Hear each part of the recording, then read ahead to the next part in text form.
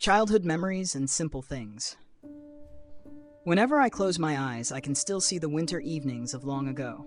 The old house with its worn floral sofa, the frayed carpet beside the table, and the living room bathed in the soft yellow glow of a lamp.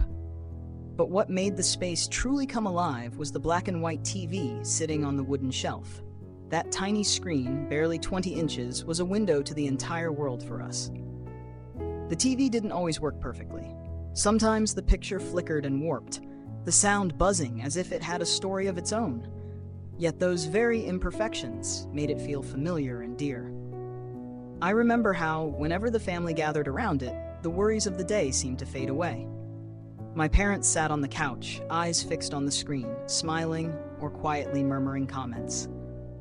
My siblings and I crowded together on the floor, our legs brushing, laughing, and waiting eagerly for our favorite programs. We watched family movies, music shows, and comedy acts that still make me smile whenever I think of them. One of the most cherished moments was waiting for a special holiday broadcast. Time seemed to slow. My father carefully turned the knob to sharpen the picture. My mother held a warm cup of tea, and we children sat in hushed excitement, savoring every second.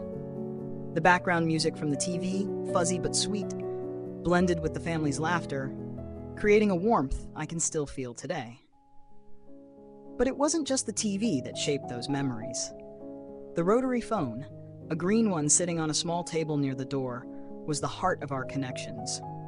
There were no instant messages, no emails, just the slow turning of the dial and the soft ringing of its coiled cord. Every call meant dialing each number carefully, waiting patiently for the steady beeping of the line. I still remember the first time I heard it ring while I was playing in my room. I dashed out, lifted the receiver, and heard my teacher's voice sharing my exam results.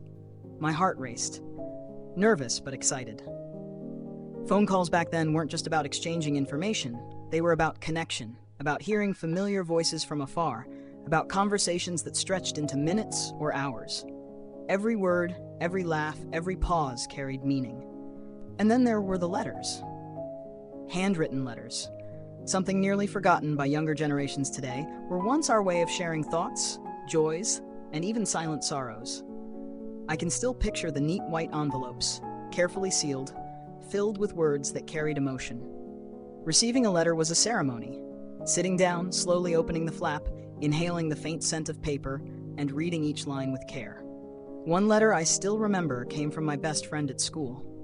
She wrote about our happy summer days, the jokes we shared, and dreams yet to be fulfilled. Reading her words, I felt as if I was reliving every moment we'd spent together. There was no rush, no instant send button, just the deliberate, heartfelt pace of ink on paper. These objects, the black and white TV, the rotary phone, the handwritten letters, were more than just things. They were symbols of an era when people connected with patience and genuine care. They remind me of family evenings by the TV, of long conversations carried across a phone line, of letters tucked away in drawers like treasures of the heart. I remember autumn afternoons when leaves blanketed the yard and my siblings and I huddled by the TV, watching our favorite music show. The static-filled sound, the blurred shifts of black and white, didn't stop us from enjoying every scene. Then the sound of the phone dialing from the living room, my mother calling her best friend, would drift in, and we'd giggle as we tried to listen in on their cheerful talk. Those memories taught me something. Speed does not create value. It is slowness, attention, and the cherishing of each moment that make memories meaningful. Even now, I feel the same warmth, though the old TV has long been replaced by a flat screen in full color. The rotary phone is gone, and handwritten letters are rare relics tucked away in a drawer. Once, I found those old letters again. Opening each envelope carefully, I realized that every line was not just words, but a fragment of the writer's soul.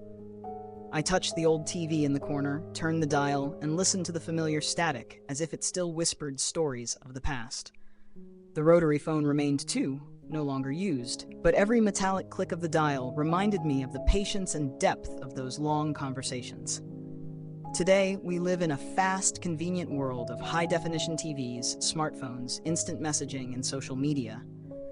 Yet sometimes I long to return to that slower time, when every sound, every moment, every handwritten word carried its own unique weight. The old objects were never just objects. They were bridges of memory. The black and white TV reminds me of evenings filled with laughter and quiet wonder. The rotary phone recalls the patience of long talks and true connection. The handwritten letters bring back feelings carefully folded into paper, slow but full of love. And when I look back, I realize it is those simple things that shaped a part of my life. Small as they were, those warm moments live on in me. They remind me that true value lies not in speed or modernity, but in connection, affection, and the memories we treasure.